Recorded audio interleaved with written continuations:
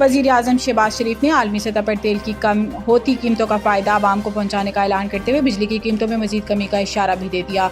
पीर को वज़ीर आज़म की ज़ेर सदारत मैरी टाइम सेक्टर में इस्लाहात से मुतालिक अहम इजलास हुआ, जिससे खिताब करते हुए वज़ीर आज़म शहबाज शरीफ ने कहा कि जैसे पहले तेल की कीमतों में कमी का फ़ायदा बिजली की कीमत कम करके दिया, इसी तरह इस वक्त जो बड़ी कमी आ रही है इसका फ़ायदा भी आवाम को पहुँचाएंगे। वज़ीर आज़म ने कहा कि मुख्तलिफ तजावीज़ पर सोचो विचार जारी है। बिजली की कीमतों में मज़ीद कमी के लिए इस्लाहात पर तवज्जो दी जा रही है। आने वाले महीनों में बेहतर नताइज निकलेंगे। इसके अलावा वज़ीर आज़म ने कहा कि तवानाई के शुबे में इस्लाहात से बिजली के नरखों में कमी मुमकिन है। मैरी टाइम सेक्टर में पायदार इस्लाहात के लिए टास्क फोर्स मुतहरिक है। समुद्री मईशत में जमूद के खात्मे के लिए इस्लाहात पर काम जारी है।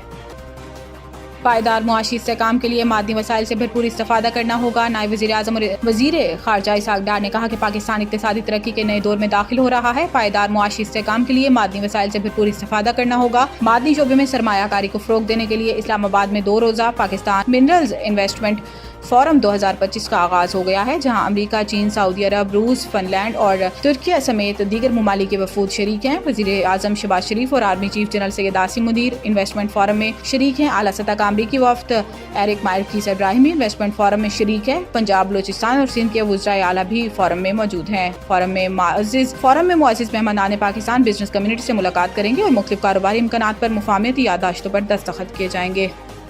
इस्टेब्लिशमेंट या दीगर जमातों से PTI की बातचीत में सबसे बड़ी रुकावट इनका गालम गलोच ब्रिगेड है। राना सनाउल्लाह ने कहा कि बानी PTI ने अपने लिए मसाइल खुद पैदा किए, हुकूमत ने नहीं। वो बिगाड़ पैदा करने और मुश्किलात बढ़ाने में खुद कफील हैं। इन्होंने कहा कि सोशल मीडिया PTI के घर का चिराग था और इस घर को आग लग गई घर के चिराग से। इस्टेब्लिशमेंट या दीगर जमातों से PTI की बातचीत में सबसे बड़ी रुकावट इनका गालम गलोच ब्रिगेड है। इनकी अपनी जमात में भी कोई ढंग की बात करे तो इनका गालम गलोच ब्रिगेड इसकी राह में भी रुकावट बन जाता है। इस ब्रिगेड के होते हुए हमें किसी अंदेशे की जरूरत नहीं। आजम सवाती ने जो बातचीत की कोशिश की वो भी इसलिए नाकाम हुई।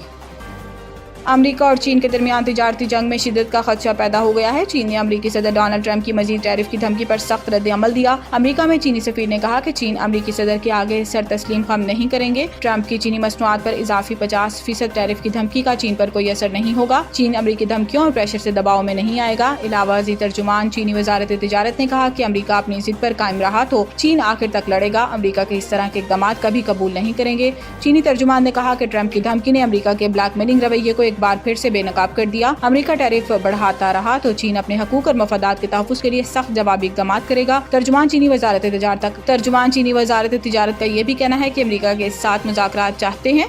तिजारती जंग में कोई फायदा नहीं था।